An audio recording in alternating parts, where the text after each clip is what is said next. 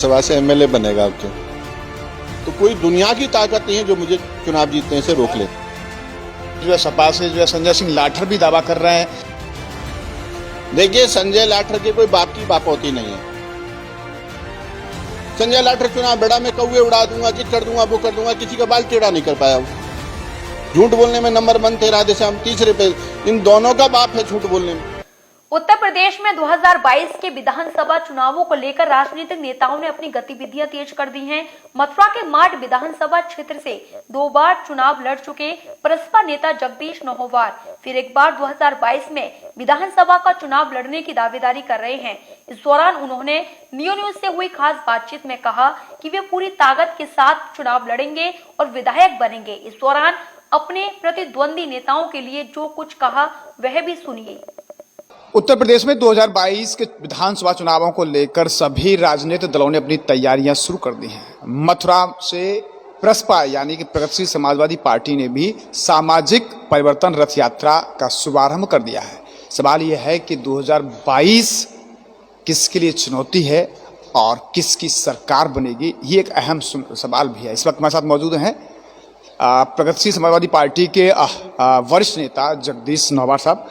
पूर्व में माड विधानसभा क्षेत्र से आप 2 बार चुनाव भी लड़ चुके हैं। कल आपकी परिवर्तन यात्रा रही है। बहुत दिन में आप जो है दर्शकों तक जा रहे हैं हमारे माध्यम से कम जो कोरोना रहा है, और पिछले कुछ समय में लोगों में चर्चाएं भी ये हैं कि जगदीश नौहोवार राजनीतिक रूप से बहुत ज़्यादा सक्रिय नहीं है। 2022 के क्या मायने हैं आपके लिए? 2022 के ये मायने हैं कि जगदीश नौहोवार माड विधानसभा से एमएलए बनेगा आपके।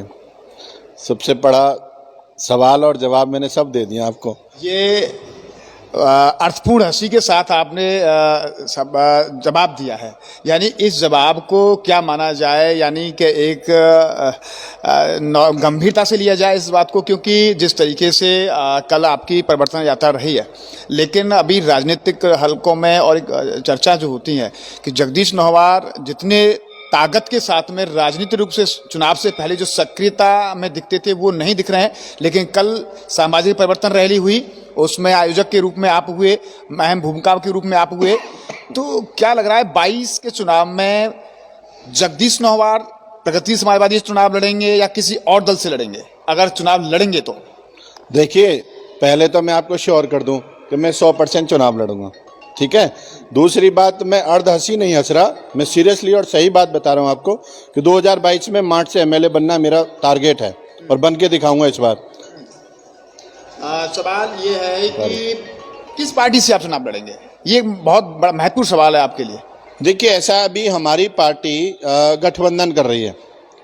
गठबंधन सपा से होता है या किससे होता है वो डिपेंड करता है। सपा और लोकदल से गठबंधन होता है तो माट की सीट हम निश्चित रूप से हम लेंगे, क्योंकि हमारा नेता प्रदेश में वो नेता है कि जिसके पास चुनाव चिन्ह चाबी है, और चाबी जहां जाएगी वहां ताला खुलेगा और वहीं का मुख्यमंत्री बनेगा। जब हमारी जरूरत और नहीं है, औरों की जरूरत हम है। यदि लोगों को अपनी सत्ता सरकार बनानी है तो उनकी मजबूरी शिवपाल यादव है। शिवपाल यादव उनकी मजबूरी है। शिवपाल यादव का ये कह सकते हो कि एक तरीके से जगदीश नौहोवार उनका खास माना जाता है, मथुरा जिले में निश्चित है। तो वो सीट 100% शिवपाल यादव लेंगे और मैं मार्च से उस सीट पे लड़ूंगा। मार्च से जब गठबंधन होगा और गठबंधन में चुनाव होगा तो कोई दुनिया की ताकत नहीं है जो मुझे चुनाव जीतने से रोक ले। ये है कि ये दावा आप कर रहे हैं, अगर आरएलडी और सपा का गठबंधन होता है तो एक तरफ योगेश नौहोवार भी अपना दावा कर रहे हैं, वहीं जो है सपा से जो है संजय सिंह लाठर भी दावा कर रहे हैं।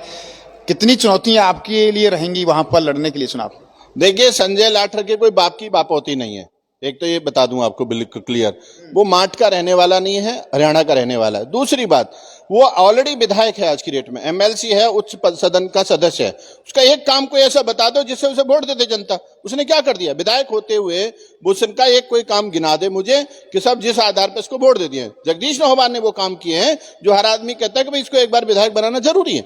मैं नहीं कह रहा, मेरे दुश्मन भी कहते हैं, विरोधी भी कहते हैं। इस बात को मैं बिल्कुल 100% श्योर हूं कि आप किसी विरोधी से पूछ लो, भाई कहता है नेता तो वही है, एक बार तो उसे मौका मिलना चाहिए। क्योंकि मैं झूठ नहीं बोलता, मैं फरेब नहीं करता, ना किसी के साथ गलत बात करता हूं। संजय लाठर चुनाव बड़ा मैं कौवे उड़ा दूंगा, ये कर दूंगा, वो कर दूंगा, किसी का बाल टेढ़ा नहीं कर पाया वो। क्या करा उसने? जिंदगी में कुछ कर सकता है? कुछ नहीं कर सकता सिवाय झूठ बोलने के। झूठ बोलने में नंबर 1 थे राधेश्याम, दूसरे नंबर पे श्याम सुंदर, तीसरे पे इन दोनों का बाप है झूठ बोलने में, श्याम सुंदर का और राधेश्याम शर्मा का बाप झूठ बोलने में। तो ऐसे आदमी को कौन नेता बनाएगा? ठीक है, एमएलसी है, किसी को नल चाहिए, किसी को पानी की टंकी चाहिए, किसी को खरंजा चाहिए, वो बेवकूफ बना के उसको लूट रहे। उनका ये कहना है कि उनका इतना मजबूत संगठन है मार्ट में कि किसी का नहीं है, उसकी कोई औकात नहीं है। वो 5,000 वोट ले जाए ना तो मैं राजनीति छोड़ दूंगा। जगदीश नौबार अपने दम पे 15,000 वोट ले गया था कांग्रेस मरी मराई में, और वो चुनाव लड़ के दिखाते जैसे जगदीश नौबार ने लड़ा है, 5,000 वोट लेके दिखा दे, मैं राजनीति छोड़ दूंगा। चलो। लोगों में यह भी है कि जगदीश नौबार 5 साल तक सक्रिय दिखते थे, लेकिन इस बार सक्रिय नहीं दिखे तो उन्हें लग रहा है कि शायद वो राजनीति इस बार चुनाव लड़ने के मूड में नहीं है। लेकिन आज जब आपने ये खुलासा कर दिया है कि आप हर संभव चुनाव लड़ेंगे, अब चुनाव में आपके प्रतिद्वंदी के रूप में योगेश नौबार भी रहे थे, अब इस बार 22 में अगर आप चुनाव लड़ते हैं तो आपका निजी प्रतिद्वंदी कौन रहेगा? देखिए, मेरा प्रतिद्वंदी और मेरी लड़ाई पूरे प्रदेश में, पूरे जिले में और माठ में बच्चा बच्चा जानता है। मेरी लड़ाई किसी से नहीं है, मेरी लड़ाई सिर्फ श्याम सुंदर शर्मा से है। और मैं आपको यकीन और विश्वास दिलाता हूं कि मेरी दूबरदू जो फाइट होगी उसी से होगी। देखिए, मुझे भाजपा 6 महीने पहले चुनाव टिकट दे रही थी 2017 में, क्योंकि मुझे शिवपाल जी का खास माना जाता है, उनकी बेइज्जती ना हो उनके साथ, ये उनको ऐसा न लगे कि भाई गद्दारी कर दी। नहीं तो मुझे टिकट दे रही थी, भाजपा से चुनाव लड़ता, मैं 50,000 से चुनाव जीतता। या भी मानते इस बात को, पूरी जनता मानती है। लोकदल चुनाव जीतता देता तो मैं 30 से 40,000 से चुनाव जीतता। तो इसलिए मेरी तो परिस्थिति कुछ और है। मेरी परिस्थिति यह है कि श्याम सुंदर भी जानते हैं इस बात को और बाकी सब लोग भी जानते हैं कि मेरा चुनाव लड़ना, मैं किसी भी पार्टी से, जो पार्टी ठीक है, क्योंकि लोग मुझे वोट देना चाहते थे। लोगों ने कहा, बोला भाई आदमी तो बहुत अच्छा है, चुनाव तो जीतने लायक है, विधायक तो यही बनने लायक है, पर इसकी मजबूरी है कि छोटी कमजोर पार्टी से चुनाव लड़ रहा है, जीत नहीं रहा, इसलिए हमारी मजबूरी है शाम को हराना है, इसलिए हम लोकदल को वोट दे रहे हैं। लोकदल को कोई मन से किसी ने वोट नहीं दिया, क्योंकि सबको पता है कि लोकदल 2 महीने पहले वोट दी थी और 2 महीने पहले उसने इस्तीफा दे दिया था। इस्तीफा देने के बाद लोकदल तो नाराज है लोग। और लोकदल में सिर्फ जाटों का हल्ला बल है। जाटों के दम पे एक पार्टी के नाम पे कोई आदमी चुनाव नहीं जीत सकता। भारद्वाज जी, आप एक बात अच्छी तरह से समझ लीजिए।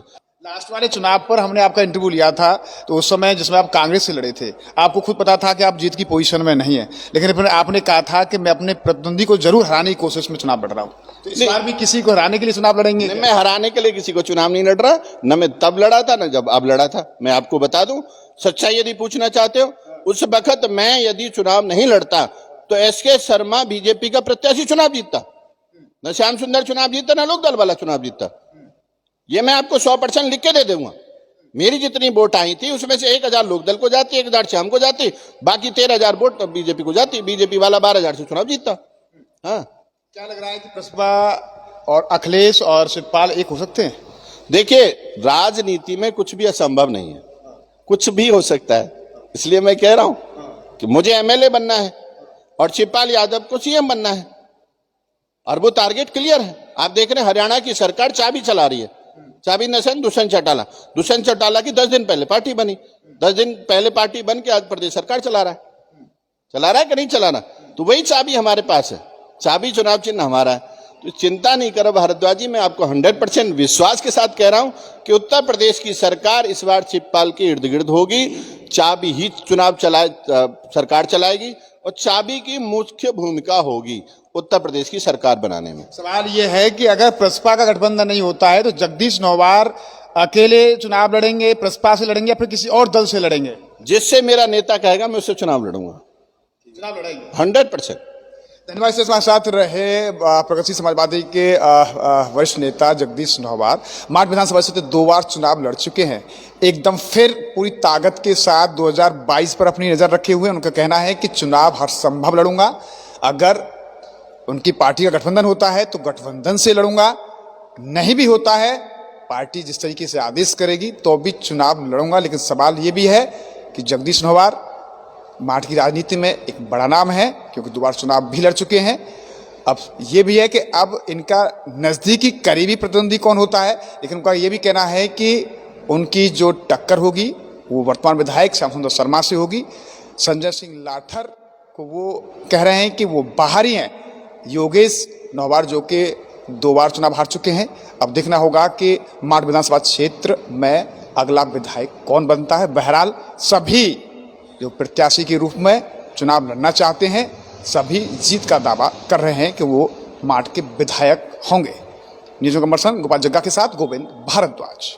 कि जगदीश नौवार माट विधानसभा से एमएलए बनेगा आपके, तो कोई दुनिया की ताकत नहीं है जो मुझे चुनाव जीतने से रोक ले। जो है सपा से जो है संजय सिंह लाठर भी दावा कर रहे हैं। देखिए, संजय लाठर के कोई बाप की बापौती नहीं है। संजय लाठर चुनाव बेड़ा में कौवे उड़ा दूंगा कि कर दूंगा।